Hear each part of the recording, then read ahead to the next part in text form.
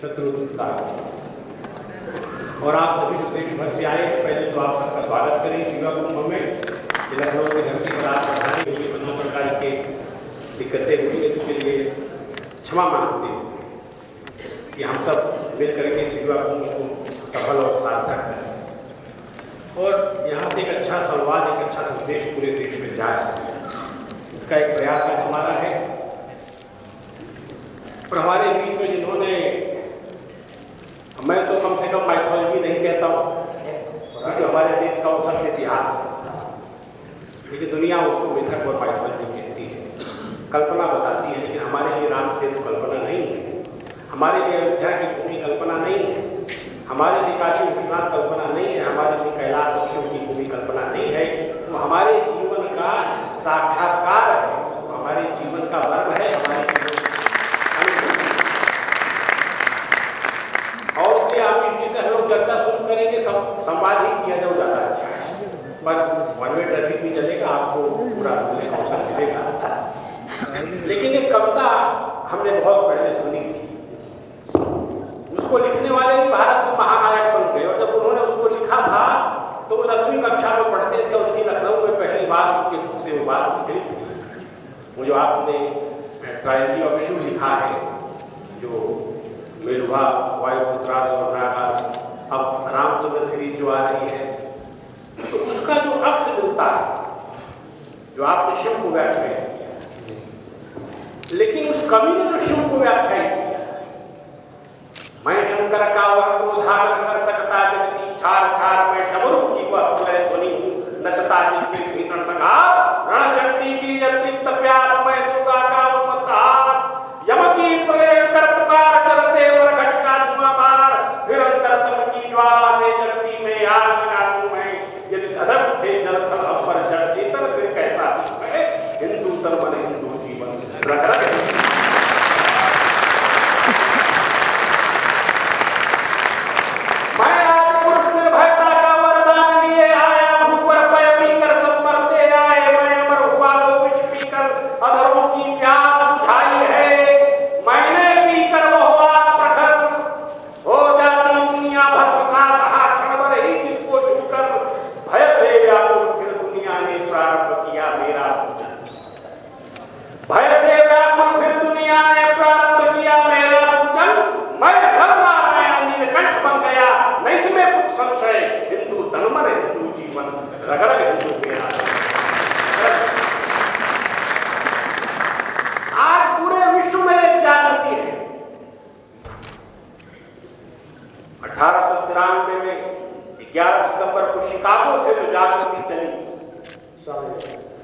और जिसके बारे में कहते हैं कि 1836 में जिसकी बुनियाद पड़ी, बंगाल की भूमि में साक्षात रामकृष्ण परमहंस के रूप में उस महान ज्योति पुंज ने अवतरण लिया इस धरती पर। इसके पहले तो संसार मानने को ही नहीं तैयार था कि इस चलते घुटते पुतलों में भी कहीं न कहीं जो भारत में जिसको परम चैतन्य और परम ब्रह्म कहा है उसका वास हो सकता है।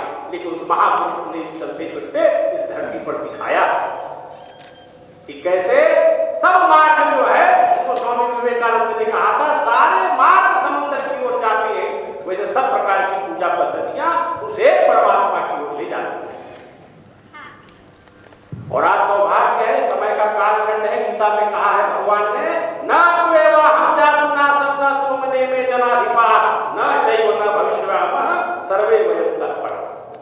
ऐसा कोई समय नहीं था जब तुम नहीं थे, जब मैं नहीं था, जब ये राजा लोग नहीं थे, आने वाले समय में ऐसा कोई समय नहीं होगा जब एक कौरव नहीं होंगे, जब एक पांडव नहीं होंगे और जब मैं नहीं होऊंगा।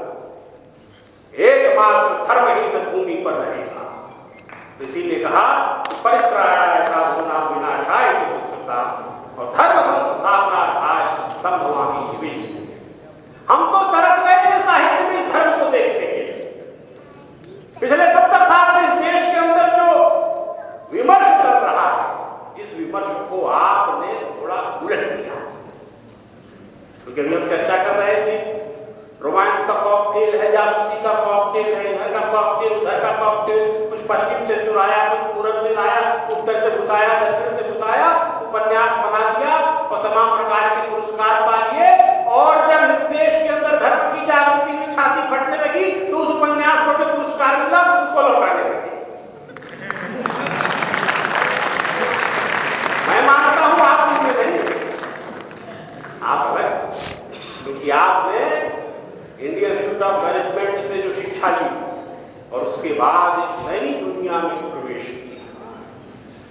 लिटरेरी वर्ल्ड, उस लिटरेरी वर्ल्ड के बारे में कहते हैं कि वहाँ ऐसे ही लोग हैं जिनको भारत की मूल सनातन विरासत बचती नहीं है।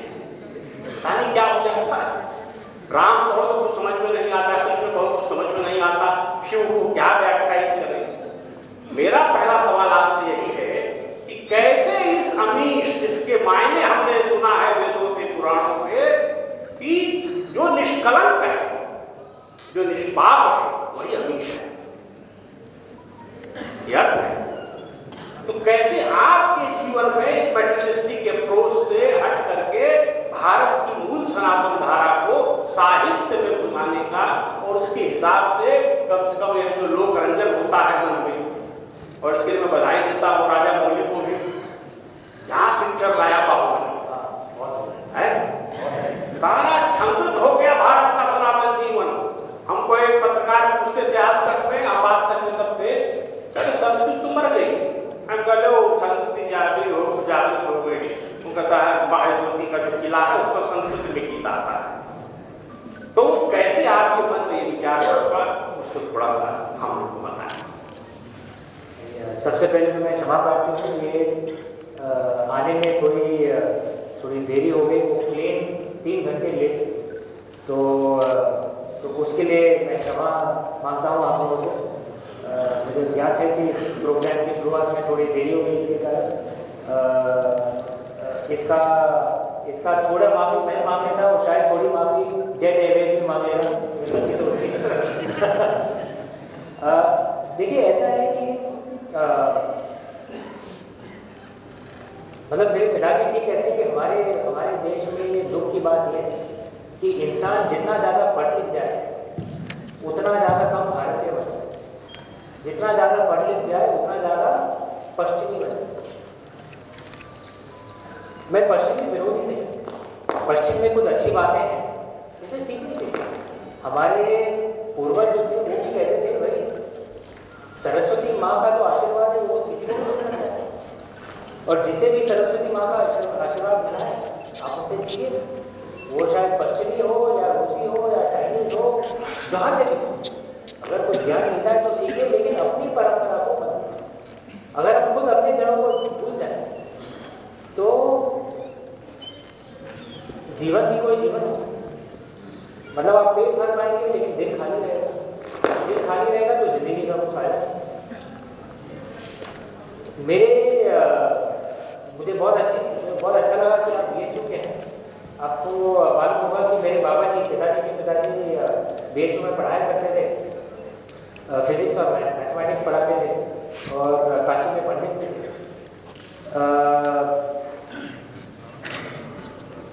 हम लोग मतलब परिवार के पास सरस्वती माँ का बहुत आशीर्वाद था, लक्ष्मी माँ का इतना आशीर्वाद नहीं था,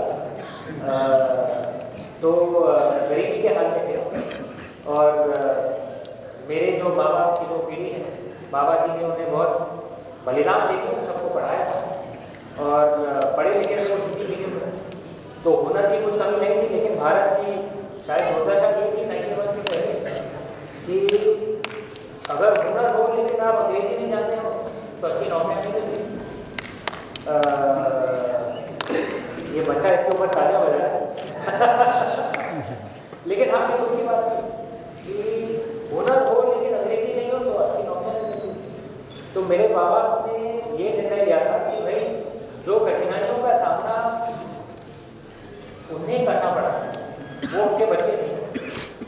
तो हम लोग मतलब 3 भाई हैं, एक बहन सबसे बड़ी बहन, उन सबको हम सबको उन्हें आप कह सकते हैं अपने उनका जो दर्जा था, उनकी जो आमदनी थी उससे कहीं ऊपर हमने पढ़ाया लिखाया। किसी का मोबाइल फोन बज रहा है, वेदों में भी लिखा गया मोबाइल फोन और निषेधम। तो उनने हमें पढ़ाया लिखा, मतलब जैसा मैंने कहा उनके धंधे उनके आमदनी में बहुत ऊपर पड़ गया। और उसका नतीजा ये हुआ कि हम सब साथ बहुत आगे निकल गए।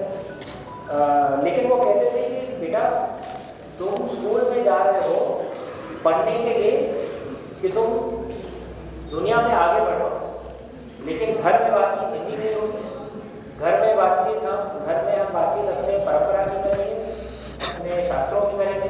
तो जो सब जो हमने सीखा है, हम जब 2-4 महीने में हमने घर में सीखा, स्कूल में कुछ नहीं सीखा। स्कूल में ये सब कुछ पढ़ाया नहीं जाता है। और ये मैं बार बार ही कहता रहता हूँ कि दुख की बात है। स्कूल में कैसे ऐसी परंपरा लाई जाए, कैसे ऐसी प्रणाली लाई जाए कि स्कूल हमें अपनी जड़ों से जोड़े। जैसे एक छोटा सा मैं एक उदाहरण दूंगा। आप सब स्कूल में पढ़े हैं, आप बताइए हमारे भारत देश में क्या सिखाया जाता है कि भारत में कितने सीजन हैं? कुछ हाथ हो रहा है ना, कितने सीजन है भारत में? मौसम 4 है। हाँ 4 है ना बच्चे, 4 है ना, तो बच्चा भी सही है, इसलिए तालियां। हमें सिखाया जाता है कि हमारे भारत देश में 4 मौसम है। बताया जाता है समर, ऑटम, विंटर, स्प्रिंग। जब मैं दूसरी कक्षा में था, मैंने हाथ उठाया था, बोला था मैडम मानसून कहाँ गया, वर्षा कहाँ गई? तो भारत देश में सबसे इम्पोर्टेंट हमारा जो साल के लिए जो शब्द है, हमारे जो पूर्वज जो कहते थे वर्ष, वो वर्षा के ऊपर आधारित था। क्योंकि वो कहते थे कि पूरे साल में सबसे महत्वपूर्ण मौसम वर्ष का था, वर्षा का। जितने मौसम हैं वो ही हमारे भारत से कुछ लेना देना नहीं है, क्योंकि 4 मौसम यूरोप में होते हैं, हमारे भारत देश में 6 मौसम होते हैं, 6 सीजन। इतना बेसिक चीज भी हमारी पाठशालाएं, हमारी शिक्षा प्रणाली ऐसी है कि भारत देश की जड़ों से जुड़ा ही नहीं। इसलिए आप देखेंगे, अगर किन लोगों ने गणित पढ़ी है यहाँ पे, मैथमेटिक्स, बहुत लोगों ने, सबने पाइथागोरस का नाम सुना है? हाँ, किसी ने पाइथागोरस, बच्चे नहीं सुना, इसलिए फिर से सबने पाइथागोरस का नाम सुना है? किसी ने बौधायन जी का नाम सुना है? शिक्षा में पढ़ाई गई थी आपको? क्या आपने बाहर सीखी? मुझे भी कुछ नहीं सिखाया गया था बौधायन जी का, मैंने घर में सीखा। किसी ने लीलावती का नाम सुना है? भास्कराचार्य जी का? आपको स्कूल में पढ़ाया गया था वो? नहीं ना। हमारे मतलब गुरुकुल में जो गणित जो सिखाते थे, 1000 साल की लीलावती टेक्स्ट थी, भास्कराचार्य जी ने उसकी रचना की थी, क्योंकि उन्हें अपनी बेटी को गणित सिखाना था और उन्हें ये शास्त्र लिखा, और उनकी बेटी का नाम लीलावती था, तो उन्होंने उस किताब का नाम लीलावती लिखा। ये सब हमें कुछ नहीं सिखाया जाता, हमें सिर्फ पाइथागोरस सिखाया जाता है। मेडिसिन की बात करें, किसी ने मेडिकल पढ़ाई की है? किसी ने किए यहाँ पर मेडिकल? अच्छा, वो एक युवा है वहाँ उम्र में, आपको हिपोक्रेटिस के बारे में तो सिखाया गया होगा। हिपोक्रेटिक ओथ, चरक संहिता सिखाई गई, सुश्रुत के बारे में कुछ सिखाया गया? कुछ नहीं सिखाया जाता। आप हमारे आर्किटेक्चर में देखें, आप देखेंगे ये दुर्दशा तो लखनऊ जैसे शहरों में भी आ गई है, पहले तो मुंबई दिल्ली में होती थी।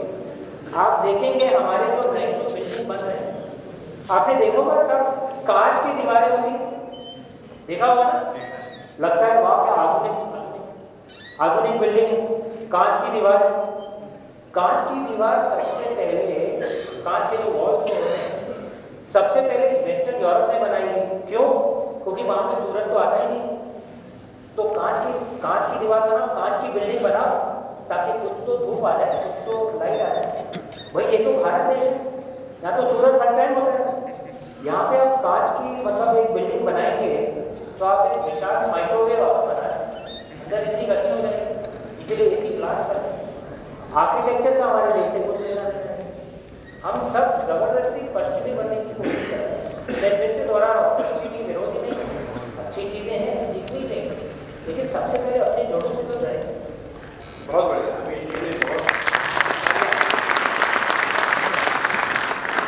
एक ऐसा अंग्रेजी शिक्षित जो मन है उसके अंदर से भारत होता है। मित्रों, हमारा जो आज़ादी का सारा संग्राम चला है वो किन लोगों ने चला है? महर्षि अरविंद ने, उनको उनके पिताजी ने छुटपन में एक विदेश भेज दिया, अंग्रेजी शिक्षा, और ऐसी शिक्षा कि भारत का कोई नाम भी न ले, कोई हिंदू धर्म का या सनातन संस्कृति का परिचय भी उस बच्चे से न दे, ऐसी शिक्षा। वो तो उनका एक सेवक था भारत का, उसने बताया बेटा तुम क्रिश्चियन नहीं हो, तुम अंग्रेज नहीं हो, तुम भारतीय हो, तुम्हारा देश अंग्रेजों का गुलाम है, और उस मेरा देश गुलाम बड़ा होकर के मेरे जीवन का लक्ष्य यही है। संघ के संस्थानों डॉक्टर हेडगेवार, वो भी आपने मेडिकल शिक्षा की बात की, वो तो कोलकाता मेडिकल कॉलेज में पढ़ते ही थे। ऐसे अंग्रेजी पढ़े लिखे लोगों ने ही इस देश से अंग्रेजी सल्तनत का बुनियादी स्तर बांध दिया। ऐसे ही इंडियन इंस्टीट्यूट ऑफ मैनेजमेंट है, वहां से जो यूथ निकल रहा है सारी दुनिया में छा गया, भारत का नाम। कहते हैं कि आईटी में हमारे आज MRI मशीन नहीं बनी, कंप्यूटर असेंबल कर रहे हैं, लेकिन हमारे दुनिया में जाकर तो बना ही रहे, यहाँ क्यों नहीं बना पाते हैं? ये 68 साल से जिस अप्रोच को, इस कोर्स को लेकर के चले, उसके बारे में कैसे यूथ को एक रास्ता मिले, क्या चीज है जो हमारे अंदर नहीं है, जो आनी चाहिए। है तो सब कुछ हमारे लिए, लेकिन वो चीज क्या पाते हैं आप, ये प्लस हो जाए, एक कैटेलिटिक जो अप्रोच होता है, वो चीज आ जाए जिससे हमारे देश का चित्र ही कल बदल जाए। उसके बारे में आप क्या कहें? देखिए, हाँ, बहुत चीजें हैं कि भाई हमारी परंपराओं का ज्ञान होना चाहिए, शक्ति ऊर्जा होनी चाहिए, एनर्जी होनी चाहिए। लेकिन देखिए, सबसे पहले मैं तो ये कहूँगा कि अगर युवा पीढ़ी से बात कर रहे हैं तो उनके ढंग ढाल के बात करें। अगर हम सत्संग करें या ऐसी बात करें कि भाई तुम युवा हो, तुम मेरी बात सुनो, मैं तुमसे बड़ा हूँ, तो फिर वो नहीं। मुझे प्रेम से ऐसे बात करें। जैसे आज की तारीख में आप देखेंगे तो देखिए, हर पीढ़ी में ऐसा होता है, हर पीढ़ी में एक चश्मा होता है, एक लेंस होता है। पूरी दुनिया को हम उसी तरह से देखते हैं। जैसे हमारी पीढ़ी में लेंस ये था कि ये बागी रिबेलियस, ठीक है। इसलिए आप देखेंगे हमारी पीढ़ी में कई लोगों को वापस की नेचुरल वो सब में घुस गए। आज की युवा पीढ़ी के मुझे मतलब ऐसा लगता है कि आज की युवा पीढ़ी में सबसे पहला लेंस है कि वो चीज़ कूल होनी चाहिए, थोड़ा कूल, थोड़ा हिप होना चाहिए, तभी वो आगे बढ़ते हैं। अगर वो कूल नहीं है तो आगे बढ़ते नहीं। आप देखेंगे हमारी जो हिंदी फिल्म इंडस्ट्री, जो आपने जो राजा मौली जी का जो बात किया, उनकी जो बाबू जो दो कहानी हद तक, और ये राजा मौली जी ने अपने इंटरव्यू में भी कहा है कि भाई हमारे भारत देश में जो भी कहानी लिखता है ज़्यादातर तो वो दो मतलब या तो रामायण या महाभारत से इंस्पायर होता है, ज़्यादातर सब कहानियाँ उन्हीं से आती हैं। लेकिन राजा मौली जी ने ये किया कि उसको कैसे इतना हिप और कूल बनाया जाए कि आज की युवा पीढ़ी देख के समझे कि भाई ऐसी पिक्चर हमारे देश में भी बन सकती है, हॉलीवुड से भी कुछ कम नहीं। वो जैसे उन्होंने किया, इसीलिए वो पिक्चर। तो हम सबको अगर कुछ इम्पैक्ट करना है सॉरी, ये मेरे बात नहीं, ये मतलब ये कूल बनाने की बहुत ही बात है। किस तरह को कूल बनाना है, आई थिंक ऐसा एक चीज जो आप देख रहे होंगे कि बड़ी हिम्मत की बात, क्योंकि हम जानते हैं कि कैसे चीजें प्रोपोगेट की जाती हैं और कैसे चीजों को एजेंडा बना दिया जाता है, और उसमें नए राइटर को डर लगता है कि हम कुछ भारत के समर्थन में, भारत का समर्थन तो नहीं कहेंगे, मतलब ऐसी चीज जो कहीं न कहीं देश को, जो हमारा विषय आज का है कि आज आधुनिक समय में भारतीय परंपरा से हमको जोड़ दे। तो आज तो परंपरा भजक बनने की होड़ लगी हुई, परंपरा तोड़, यानी परंपरा के विरोध में बात करो तो तुम बहुत बड़े बौद्धिक हो, बड़े इंटेलेक्चुअल हो जाते हो। परंपरा को जरा व्याख्यायित करो तो शब्द दे दिया जाता है तकिया रूसी, ये थोड़ा बैक ट्रैक जाने वाले हैं, ये पुरोगामी नहीं है, प्रगति का पीछे जाने वाले हैं।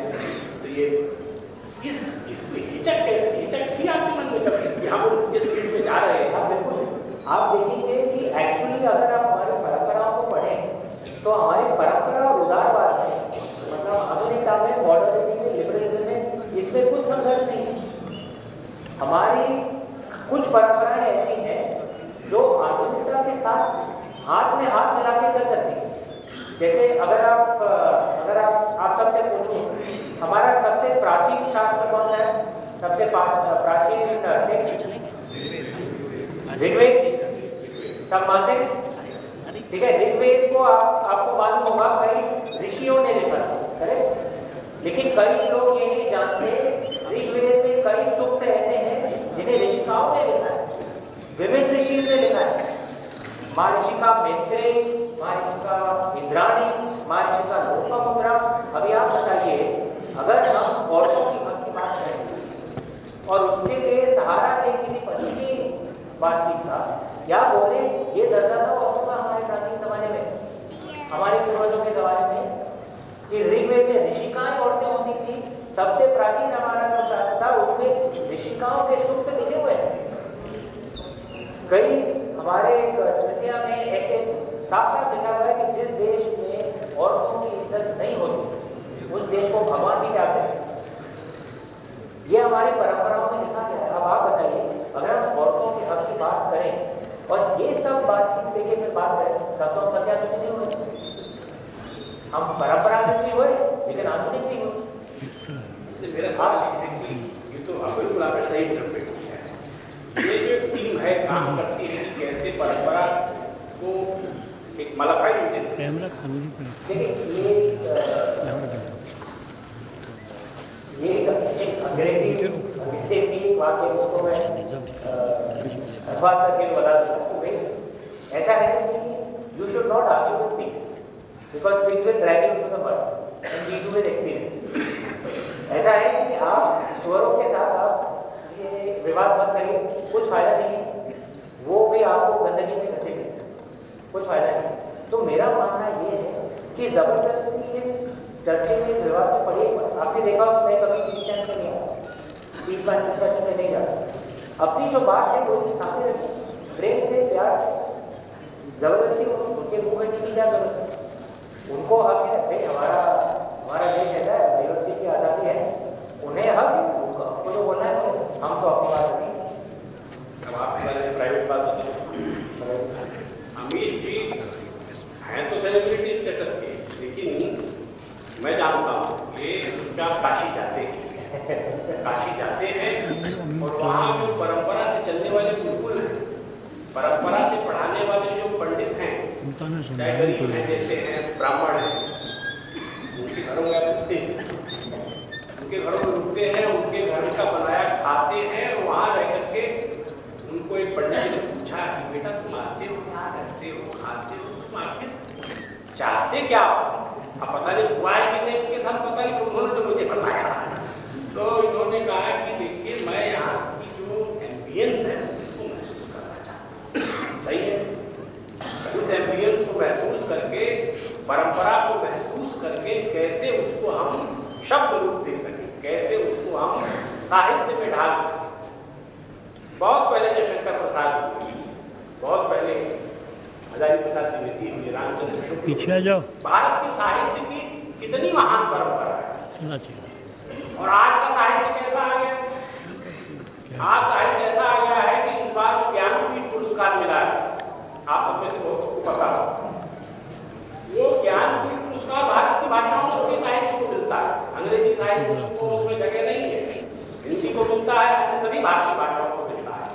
लेकिन इस वर्ष का जो भारतीय ज्ञानपीठ है आपको मिल सकता था, लेकिन अंग्रेजी भाषा में। इसका मतलब क्या है? इसका मतलब है कि हिंदी में वो लिटरेचर आ नहीं रहा है कि जो ज्ञानपीठ पुरस्कार के काबिल हो। सारा संसार सुन रहा होगा इस बात को सोशल मीडिया के माध्यम से, फेसबुक के माध्यम से और ट्विटर के माध्यम से।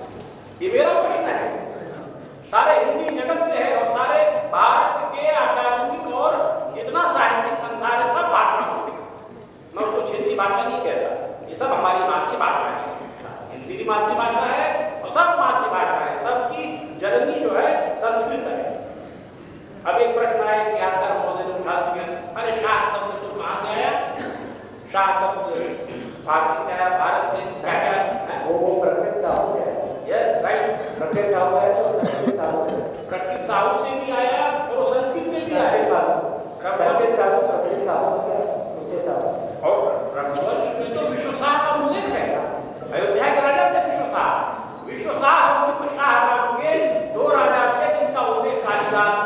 रघुवंश में किया है। तो हमारी शाह की परंपरा तो हजारों साल से चली आ रही है और इनकी परंपरा। तो मेरा प्रश्न ये है कि ये जो अचानक भारतीय भाषाओं को लकवा मार गया, क्षमा करेंगे विद्वान बैठे होंगे, यानी इनके भीतर से ऐसा लिटरेचर नहीं आ रहा है। आज 500 साल हो गए तुलसीदास और उनके जो उन संत ने साहित्य लिख करके गए, वो साहित्य भारत में नहीं आ रहा। वाल्मीकि जो लिख करके चले गए संस्कृत, जो कालिदास लिख करके चले गए, आज उस कैटेगरी का एक लिटरेरी पर्सन भारत में नहीं दिखता। ये जो दुर्भाग्य आया है, इसके पीछे क्या कारण है? शायद इस बात पर मैं इतना सहमत नहीं होगा, क्योंकि बहुत महान लेखक हैं, उपन्यास से अभी भी आती है। आप गणेश मुनि की बात ज्ञान क्यों नहीं मिल रही है? वो उसके ऊपर तो मैं टिप्पणी नहीं कर सकता, लेकिन आप गणेश मुनि की बात जो है ना, हमारे हिंदी जगत में, मैं हिंदी किताबों की पढ़ता हूँ, कन्नड़ा में देखें एस.एल. भैरप्पा जी हैं, इतनी अच्छी किताबें लिखी हैं और उनका अनुवाद भी और ऐसे कई हमारे मतलब जगत में अपने हमारे महाराष्ट्र में भी ये मृत्युंजय बहुत ही क्लासिक किताब है, गढ़ के ऊपर शिवाजी सावंत जी ने लिखी। तो मैं तो ये मानता हूँ कि भाई महान किताबों की कमी नहीं है। शायद ऐसा होता है कि उनका ठीक से मार्केटिंग नहीं किया जाता है, तो लोगों को पता नहीं चलता। जैसे अगर पता नहीं यहाँ पे किसी ने मृत्युंजय पढ़ी है कि नहीं, मैं महाराष्ट्र में हूँ तो इसलिए मुझे मतलब मेरी माता जी ने सबसे पहले उसे हिंदी में पढ़ा था, उसका हिंदी अनुवाद उसमें तो मराठी में, फिर उन्हें मुझे दी थी। आप सब ने मृत्युंजय पढ़ी है किसी ने? देखिए बहुत कम है लोग, इससे बहुत ज़्यादा होने चाहिए।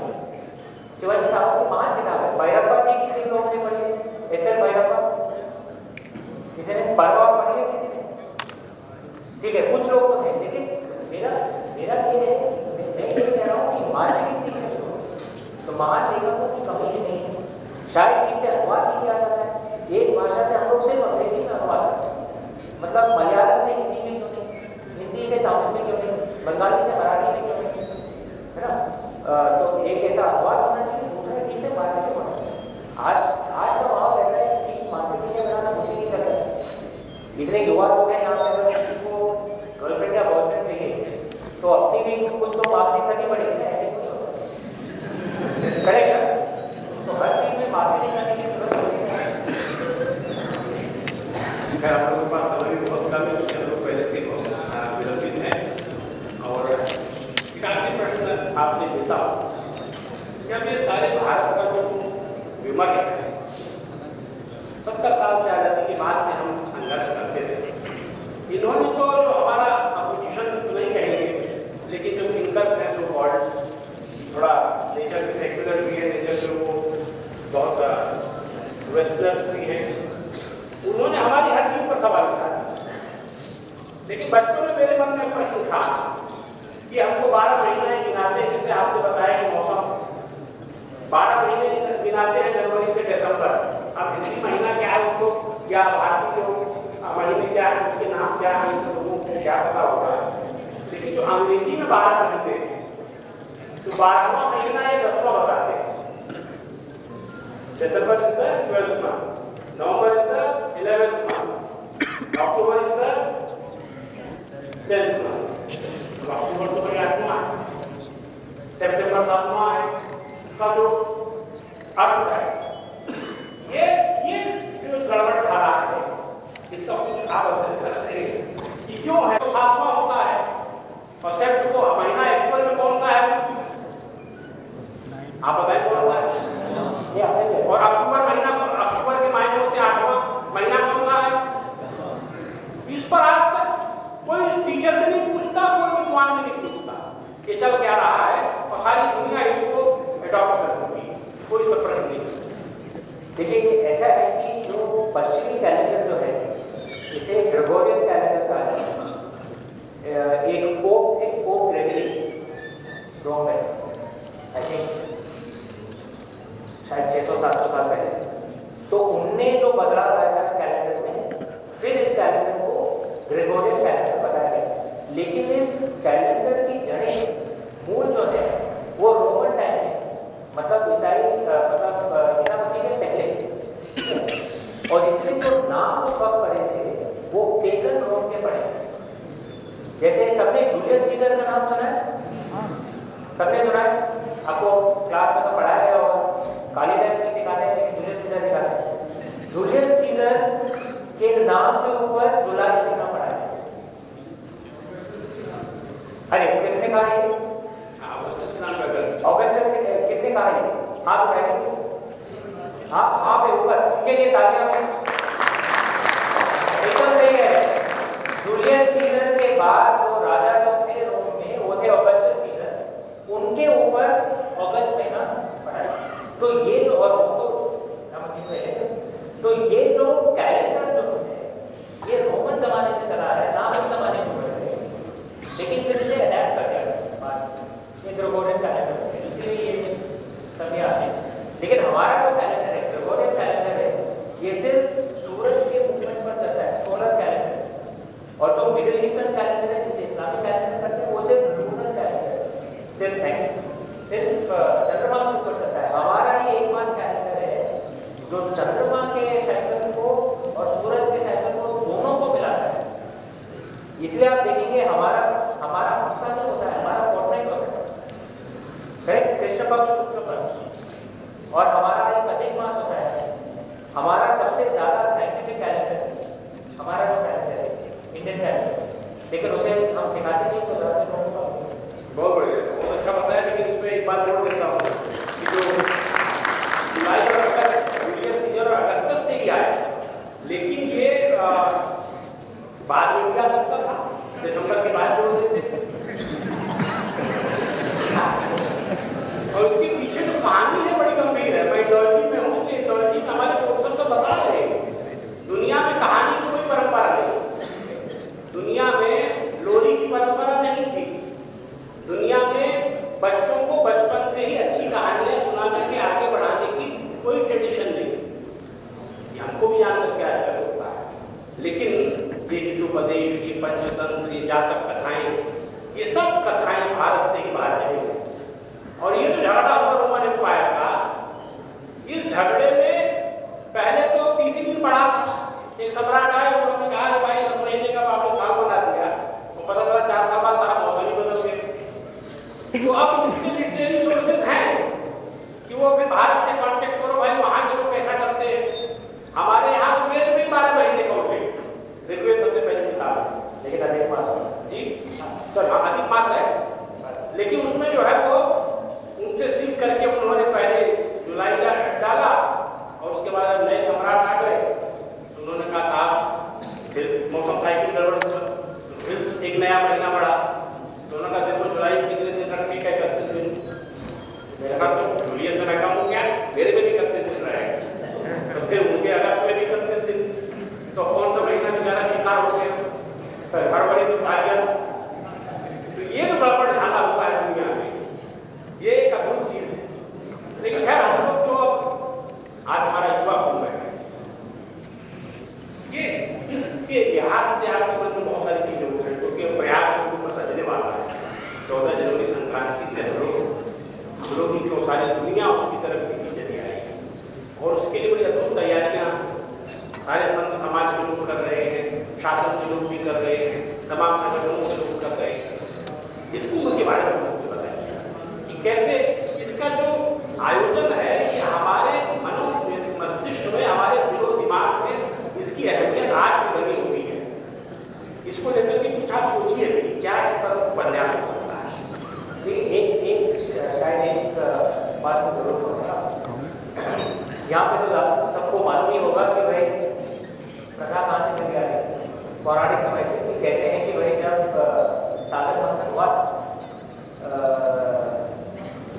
और हलाल में निकला था, किसी ने भी हलाल के बाद में जो निकला था उसे एक दिन में उठा के उसको भागना शुरू कर रहे थे, और देखने के पीछे भाग रहे थे, और ये खाता पाएंगे कुछ 4 महीने के, और वहाँ पे कुंभ मेला, ये परंपरा चली आ रही है।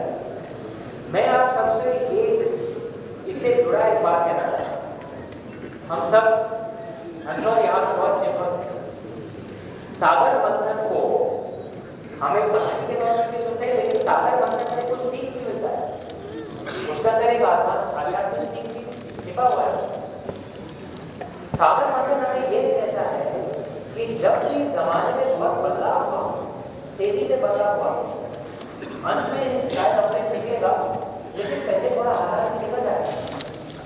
आज के तारीख में आप देखेंगे 1991 के बाद, मैं तो मानता हूँ कि हमारी जो मानसिक आज़ादी है वो 1991 के बाद शुरुआत हुई, क्योंकि कई सैकड़ों सालों के मतलब गिरावट के बाद फिर से प्रोग्रेस है।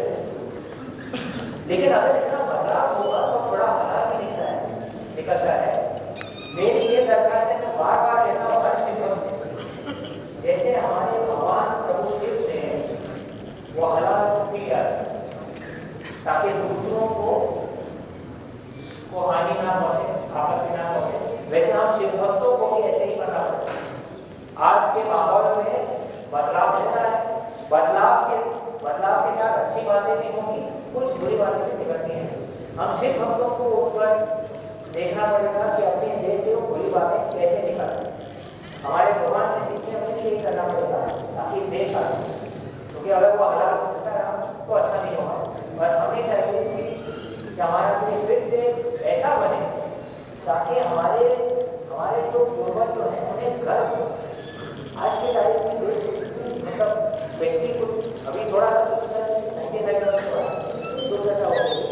कि हमारे पूर्वजों को तो शर्म आती है, कैसे हो गए हमारे, तो हम कैसे ऐसे देश बनाए कि हमारे पूर्वजों को गर्व हो, जो स्वर्ग में बैठे हमें देखेंगे उन्हें गर्व हो। ये है हमारे।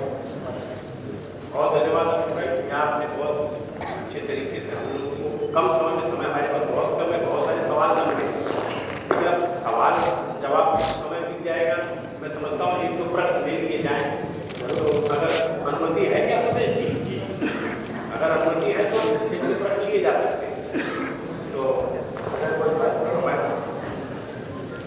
अगर कोई आप में से कोई सवाल पूछना चाहे, आप इस चीज़ से डायरेक्ट आप बात करिए।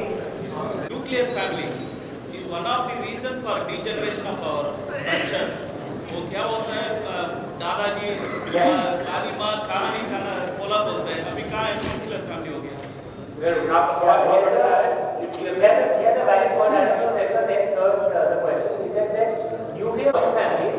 दादा दादी सब होते थे तो हम लोग सीखते रहते थे।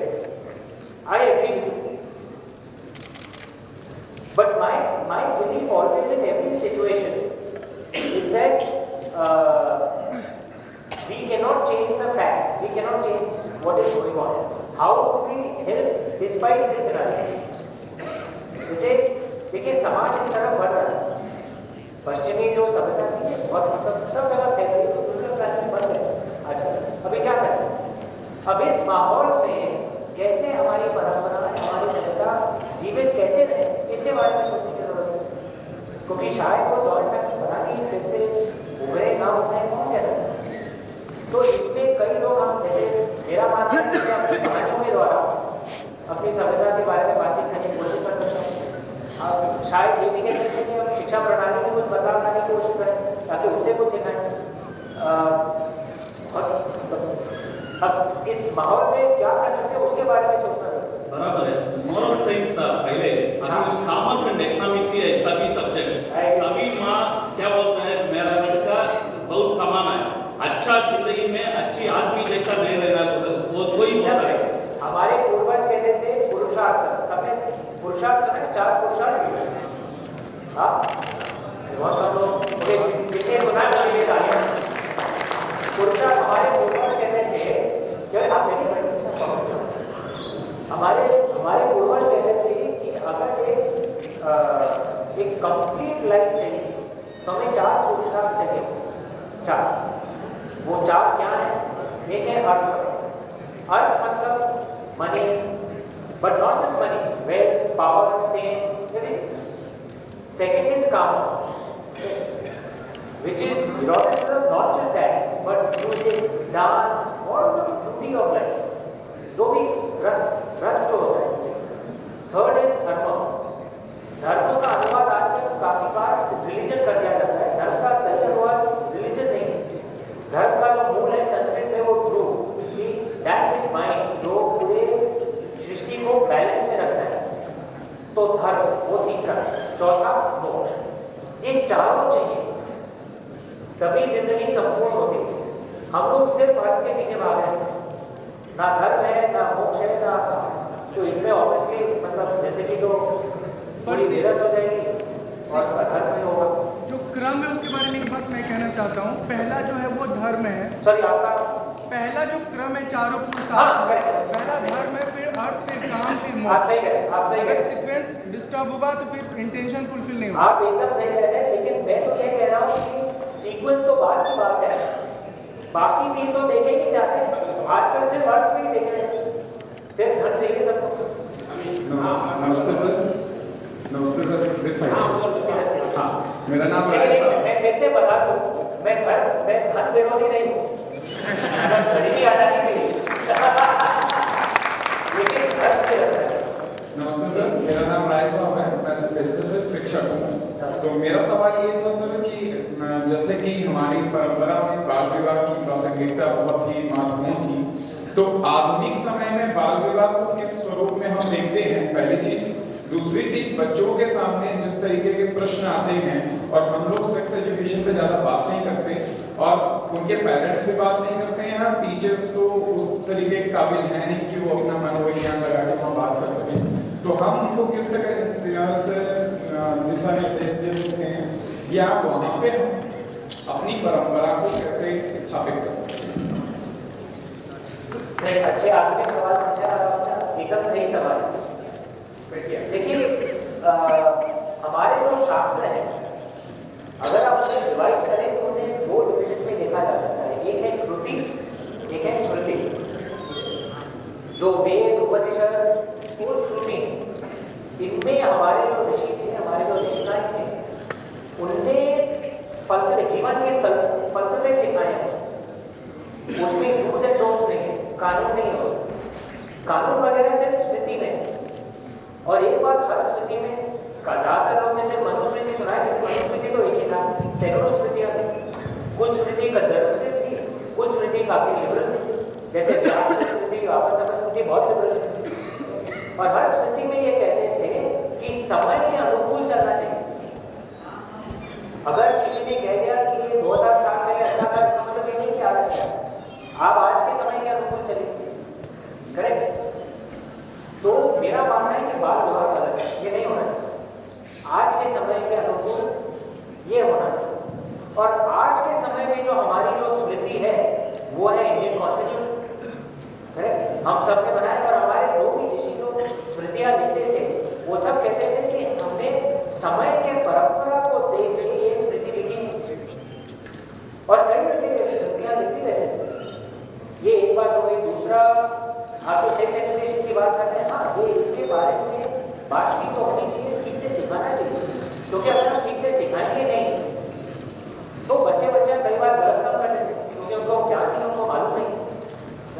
और जैसा मैंने कहा, 4 पुरुषार्थ हैं, उसमें से एक काम होती है। तो हमारे जो पूर्वज थे वो कहते थे कि इस हर विषय में बैलेंस होना चाहिए, किसी भी विषय में एक्सट्रीमिज्म नहीं होना चाहिए। एक मेरा एक प्रश्न है, मैं कोटा से आ रहा हूँ। कोटा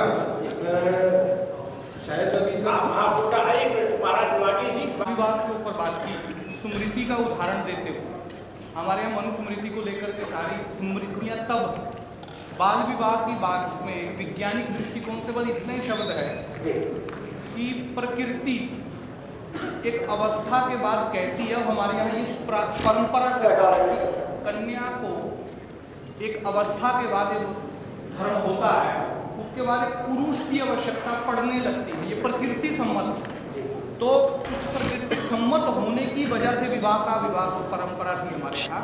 और वर्तमान युग में ये समस्या तो ज़्यादा है, इसकी समस्या वर्तमान में है। विवाह तो हम बेशक 30 साल में 40 साल में प्रश्न अगर है तो पूछे, बात वार्ता हो जाएगी। वर्तमान में ये 30 से 40 साल में जो विवाह की परंपरा हो रही है, क्या वो समाज को ठीक दिशा की ओर ले जा रही है या बहुत पीछे ले जा रही है? मतलब 30 या 40 की उम्र में मतलब कोई बात करेंगे। हाँ बेटा भरत। मेरा प्रश्न है, आपने कार्यक्रम की शुरुआत में कहा हिंदी पढ़ाई नहीं जाती। मेरा पहला बड़ा वाला प्लस वन का है। हाँ, सीधा सवाल पूछ रहा हूँ सर।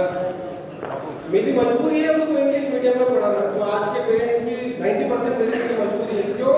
क्योंकि एक भी हिंदी मीडियम का स्कूल ऐसा इंफ्रास्ट्रक्चर नहीं रखता जिसमें हम पढ़कर आए हैं, और अभी मजबूरी है उस इंफ्रास्ट्रक्चर में पढ़ाने की। तो फिर हम कर क्या सकते हैं? पेरेंट्स की मजबूरी है, हिंदी पढ़ाए कैसे? ये मेरा प्रश्न है। अच्छा, 2 सवाल हो गए।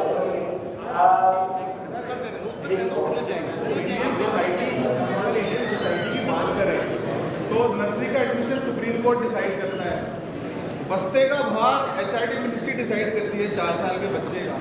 तो कहीं ना कहीं लगता नहीं कि एक हमारी सोसाइटी की एक पूरी प्रॉब्लम है, एक बिहेवियरल चेंज आना चाहिए सब में, क्योंकि मैं अपने बच्चे को स्कूल में भेजूँ जहाँ पर इस तरह की शिक्षा।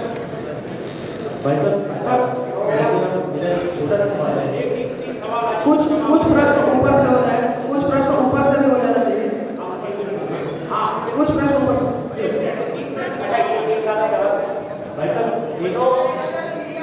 देखिए, हाँ, तो आप हिंदी का जो है आप सही कह रहे हैं कि कठिनाई है। ये कठिनाई तो मेरे माध्यम से पिताजी को भी मतलब इसका सामना करना पड़ा था। जैसा मैंने कहा, उसमें हुनर की, मेरे पिताजी को हुनर की कोई कमी नहीं थी, लेकिन हिंदी मीडियम से कठिनाई होती थी, नौकरियाँ मिलने में तो मुश्किल होती थी। इसलिए उन्होंने कहा कि भाई बच्चों को अंग्रेजी मीडियम में पढ़ाया गया, क्या करें? देश की भाषा हिंदी है, लेकिन पेट की भाषा अंग्रेजी बनती चली जा रही है। अंग्रेजी का प्रभाव है, लेकिन दबाव नहीं होना चाहिए। अब हिंदी को हम या तो घर में जिंदा रखें या अपने हमारी शिक्षा प्रणाली को बदलाव करने की कोशिश करें, यही एक रास्ता है। लेकिन आप माँ बाप को तो अपने बच्चे के बारे में और नौकरी के बारे में सोचना पड़ेगा। महाराज जी, आपके बात से मैं सहमत हूँ कि किसी भी तरह का एक्सट्रीमिज्म नहीं होना चाहिए।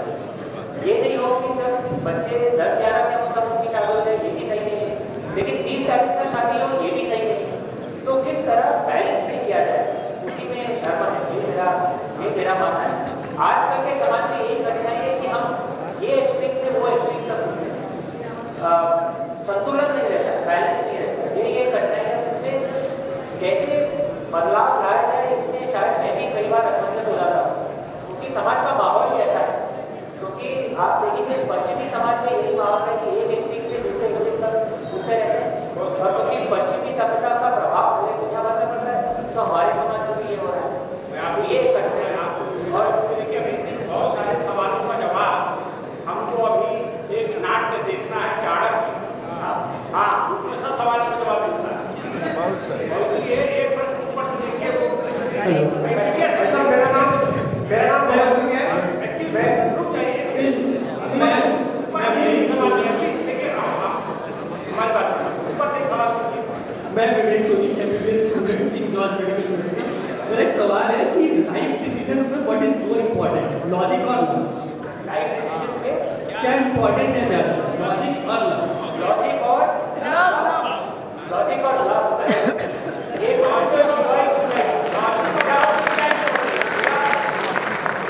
मेरा दूसरा उल्टा सवाल ये है कि कैसा डिसीजन, करियर का कि गर्लफ्रेंड का?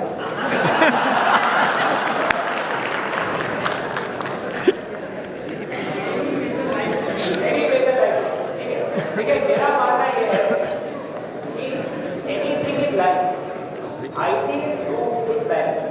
अति सर्वत्र वर्जनीय, excess of anything is not good. ठीक है, तो देखिए, जैसे जो the destination that you want, use your heart to decide the destination, but use your mind to plot the journey. Let me explain this through my example. I used to work in a bank. I worked in banking for 14 years. Correct?